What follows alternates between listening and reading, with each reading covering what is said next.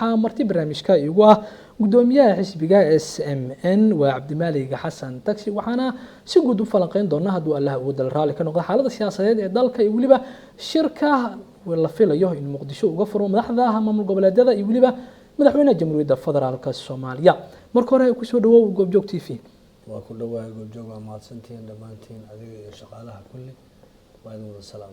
وياهي وكاغم هادعينا وقت هذا قاليقه marka hore bal xaalad siyaasadeed ee dalka waliba shirkan wajiyada badan yeeshay isla marlaaya wallahi ciriiriga Soomaaliya oo dhan waa la yaaban tahay marka wax walbana waqtigooda dhici doonaan laakiin hadda waxaad moodaa meeshii adkeed inay ka timid waxa yeelay ugu dambeyn Axmed Madoobe waa ogolaaday inuu ka tanaasulo gedo sida la sheegayo ayay waxa loo fadhiyo iyo waxa uu ka hadlay ismalaha marka beesha caalamkana waa riixaysa waa aragnaa in la isu keeno arrimihii la isu keeno tani dhinaciisana wuxuu rabaa in dhammaan shir la isugu wada dhan yahay oo ummadoo dhanba ay ka soo qayb gasho macal xisbiyadu yiri inta dareynaysa siyaasadda dalka inay isugu timaadaan rabnaa way qodobada marka la isla mari laayahay caqabadaha ay ka taagan yihiin haddii aad xuquuqaal u tahay hal iyo labo والله كل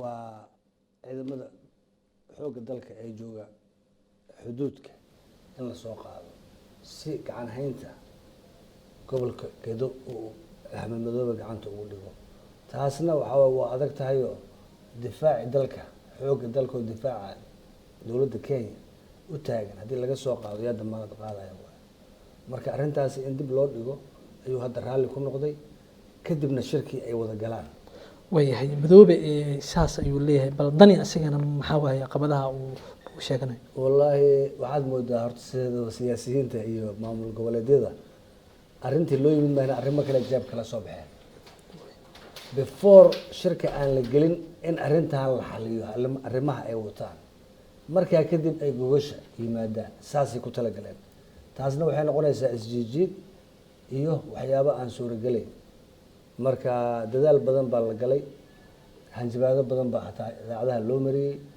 ninka la yiraahdo Madoobe marka ugu dambeyn waxa way hadda waxa la isku raacay in ayaguna ay tashtaan kadibna ay gogol weyn isugu yimaadaan caawana shiraac dhacay san maqaalada ku hayno yuu dhaxay caawa waa madaxweynaha iyo maamul goboleedyada labada ah caawa inuu saxaafiyiin badan baa madaxtooyada looga yeeray marka waxaan jecelahay inay caawa war isla gaari doonaan waayahay waxaan ognahay dhuusamareeb 3 in qodobo ka soo baxeen la shaaciyay la isku raacay la saxiixay beesha caalamka ay soo dhaweysay maxaa haddana soo cusboonaysay in shir kale Muqdisho la isugu imaado haddana la dad badsado wallahi hadba waa ujeedaa dadkaasi already go'aanka waa gaareen waa la isku raacay labadii maamul goboleed oo ka maqnayd beesha caalamka iyo siyaasiyiin fara badan aad tiri ku qasabtay inay yimaadaan wala soo dhaweeyay si aan caadi ahayn wadooyinka loo xiray inkastoo dad badan ay ka caroodeen maxaa yeelay maamul goboleedyadu waa siman yihiin sida runta ah Hirshabeelle markuu imaanayo haddaan wado loo xirin Madoobena loo xiro xoogaa waxaad moodaa meesha ma aragtay in ay kala jecel ay socoto marka calaa ay xal si kastaba ha noqotay dad ka carooday oo fara badan siyaasiyiin fara badan ka carooday marka intanto markii ay isu yimaadeen meeshii laga rabay inay hawshii wada guda galaan ayagii baa la soo baxay howlo cusub iyo xujooyin cusub inay hor dhigaan isjiitan hadba sidii loo jiitama hadda waxaan u malaynayaa inay ka jib keeneen oo caawaba ay la shiraayaan madaxweynaha waayahay dadka qaar waxay qabaan siyaasiyiinta inay kala tun weyn yihiin oo ay kala saameyn badan yihiin oo Puntland iyo Jubbaland maamulada saad ka dareemaysaba shirkii hataa dhuusamareeb maamul goboleed intooda badan ay joogeen in haddana dib loo cusboonaysiinayo taas ma muuqataa wallahi markay noqoto waxaan arki jiray kooxda Kismaayo iyo kooxda Banaadir oo ciyaaro ku tartan u dhaxeeya moogta waxaa la dhihi jiray Banaadir versus Jubbada Hoose marka hadda waxaad moodaa saddex maamul goboleed iyo dawladda federaalka iyo gobolka Banaadir inay ka culus badan yihiin oo haddii ay tartamaan labadaasi ay awood badinayso saasaad moodaa dadka qaarkood waxaad moodaa in danahooda ayaga go'aankooda uu socdo go'aanka madaxweynaha uu socon karin saddexda maamul goboleed uu socon karin gobolka Banaadir uu socon karin laakiin labadaas go'aankooda haddii ay diidaanna waa diideen, hadday yeelaanna waa yeeleen waay. maxay ku gaareen marka awooddaas adii ogaanteeda siyaasaya wallaahi sida runta ah waxaa waaye puntland horta waa maamul goboleedka ugu waqti dheeraa muddo 20 sano. waxyaabo badan ayay kaga soo horjeedaa dowladda federaalka. waxaa kamid ah xagga waxbarashada. bal u fiirso, waxay taagan yihiin shahaadadeenna waa qaadanaynaa, imtixaankeenna annagaa qaadanayno. waa ku adkaysteen. goodax bare oo wasiirka waxbarashada ah si kasta hadduu yeelay, xataa hadduu soo nooxiyey isagoo joogo magaalada muqdisho uu hadalkaas soo nooxiyey mugta uu yihi ma qaadan doonaan shahaadada maamulka puntland. marka waxa waaye waxay jecel yihiin mar walbaba tooda inay meel marto, ay ku adkaystaan mowqifkooda. waa dadkii yidhi nagama soo geli kartaan dowladda federaalka maamul goboleedka puntland intay doorashada ka dhacayso. doorashadooda ayagaa u madax banaan. markaa fiirisid doorashooyinka hirshabeelle kumaankum waxaa la geeyey ciidamo oo dowladda federaalka ah, ayagaa maamulaya, ayagaa wada, ayagaa rooba waa aragtay waxaa macnaha sida lagu soo xiray markay dhacday berigii dowladdii sheekh shariif doorashadii ha dowladda ku lug lahayd. laakiin waxaad moodaa inay horta puntland maba loo dhowaan karaba, taasay u egta waxaan loo dhowaan karin oo xataa aysan soo geli karin haddii ay doonaan, cidna aysan usoo geli karin. dadka laakiin waxay qabaan siyaasiyiinta in puntland doorashooyin xalaal ah inta badan ay ka dhacaan. bulshadu way dhaliilayaan doorashooyinkii oo sida galmudug iyo hirshabelle iyo jubbaland iyo aan iraahday koonfur galbeed aad bay u dhaliilayaano puntland doorasho xalaal inay ka dhacday ay aaminsan yihiin siyaasiyiinta xitaa. doorashada ka dhacaysa puntland oo aan dowladda goobjoog u ahayn maxay tahay? waxbarashada imtixaankeeda oo ayaga un ay qaadanayaan oo aan dowladda lug ku lahayn maxay tahay? oo haddana aan la marsiin karin. doorashooyinka gobolada kale ka dhaca maamul goboleedyada kale dowladda lug ku leh, ama ha lagu eedeeyo inay soo xiraan xataa musharaxa markaas u taagan doorashada sida robo samaha. marka inta maxaa loogu lohan waaye xagga loogu yeeshay. waxaa la isku dayey in madoobe lug lagu yeesho oo la qaadaco, haddana kumeel gaara marka dambe iska ogolaaday. beesha caalamka adkaysi waa adkaysi, ma fahanta mowqifkaaga inaad ku mintito oo go-aankaaga go-aan jiro inuu yahay, ma fahanta si kastaba ku keen 3 qofood ii keen midkaan doonaan ka baxsanaya ayay ahayd wax lagu haystay oo isku soo saaray, isku soo caano isugu shubay. madaxweynayaashii waa tii loo diiday inay tagaan, culays fara badan ayaa dhex maray. haddana al-ultima waxaad moodaa xamar inuu hadeer leeyahay gadaha laga soo baxo. waayahay marka maamulada go-aanada ay gaarayaan ma ku saxan yihiin marka mise way ku qaldan yihiin? wallaahi maxaa saxan maxaana qaldan? wallaahi fiiri, annaga xisbiyaan nahay ka soo qaad. xisbiyadii puntland siyaasi ahaan waa noo diiday inaan xafiisaga aan ka furano. guddiga doorashooyinka xafiisay ka furteen garowe waa ka soo qaadeen, waa xireen, amray ku xireen. kismaayo kadaalika.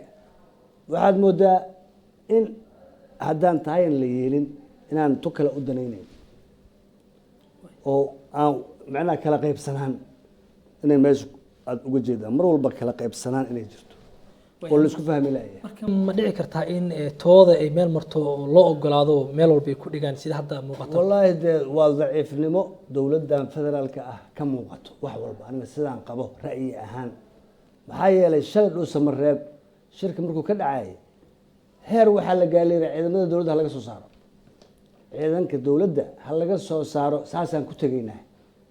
waa dhacdo habeennima 2 diyaar lagu soo saaray. waayo ciidanka dowladda soo ciidanka dalka xukumaya maaha ya. marka waxyaabaha kababadiska ah inay dowladda iska dayso mowqifkeeda ku adkaysato shar iyo khayr. 4 bilood aa u hortay shul ama shal waaye. waxaanaan rabnaa nala saan ku qabsada maya miya iskaga taga meesha. ma dhihi kara dowladda dhimrin ayay muujinaysaa oo dhanka maamul goboleedyada maadaama federaal uu yahay dalkii xaalad adagna isaga jiro? macnaha waxaa waaye dulqaadka faraha badan wuxuu kaa dhigaa nacas. taladaada waxay noqonaya tala nacaseed. dulqaadka faraha badan waxaa loo baahan yahay siyaasad markaad hogaaminayso inaad mowqif iyo go-aan leedahay, mowqif iyo go-aan midaysan inaad yeelato aad ku hogaamiso dalkan. tallaabooyinka looga baahan yahay dowladda federaalku maxay tahay marka? waxaa looga baahan yahay in ay go-aankii ay dhaqangeliyaan soo saareen dhuusamareeb oo looga baaqday inay haddeer sandulle ku meel mariyaan, ayna hor dhigaan, ayna ka saxeexaan labada maamul goboleed, ayna open oga dhigaan cid xisbiyada kasta iyo cid walba ay tagaan goboladooda. waayahay awooddaas inay soo celiyaan la rabaa. haddeertaan waxaa laga tashanayaa doorashada 2020 sidai u dhici lahayd, madmadooyo iyo carqalado fara badan ay taagan yihiin. axmedoobe iyo dani muddo fara badan hadda oo isbuuc ku dhaweeyay dalka joogaan, ilaa haddana shir rasmi ah lama aysan qaadan madaxweynaha dowladda, wax ka soo baxayna ma lahan wixii la sheegay. waa run, waa ujeedaa de waxa waaye ijiid aan ku jiide, ijiid aan ku jiide ilaa heer la yihahda macnaha dad badan ay kasoo horjeestaan madaxweynaha jubbaland iyo daniba, shacabka xataa ay gadoodaan, ay dhahaan dambiilayaal waaye, xeerka xisbigay jebiyeen, xeerka dastuurkay jebiyeen, xeerka doorashooyinkii ka hor yimaadeen, wax walbay ka hor yimaadeen in lagu eedeeyo. laakiin eedeyntaas weli dowladdu aysan tallaabo culus aysan ka qaadi karin, ay u dhimrinayso, ay mar walba macnaha tixgelin dheeraada siinayso. marka waxaa loo baahan yahay adiga, wadankan waa naga wada dhexeeyaa, cadkaaga iyo danahaaga gobolka ah cidi kuguma haysato gudihiisa. wixii danaha naga wada dhexeeya aan ka wada hadalna maceeba. waa tahay hadda waxaa leeyahay madaxda maamul goboleedyada qaar ee ka maqan ayaa loo yeeray dowladda dadka qaar wuxuu beesha caalamka u yeeray dowladda Mareykanka oo kale, dadka qaar waxay leeyihiin dani ayaa codsaday in lagu soo daro, bal adiga ogaantaa siyaasi wacda ayaa tahay cid u yeertay male. dadkaasi horey u go-aamiyeen, mowqif caday soo saareen, warqad ay soo qoreen, ayagoo 3 maamul goboleed iyo gobolka banaadir iyo madaxweynaha. marka waxaa la rabaa oo keliya mowqifkii meeshaas ay ku soo qaateen inay labadaa nin ogolaadaan, haddaysan ogolaaninna inay dowladda say doonta ka yeesho. hadda beri waxaa leeyahay magaalada waxaa soo gaaraya qorqoor iyo madaxweynaha koonfur galbeed iyo midka hirshabelle si loo ballaariyo. marka waxay u eg tahay shirki dhuusamareeb tiriya waxba kama jiraan. haddiiba taas ay dhacdo oo sida dani uu codsaday ay tahay, shirkii dhuusamareeb tiri waa kansal.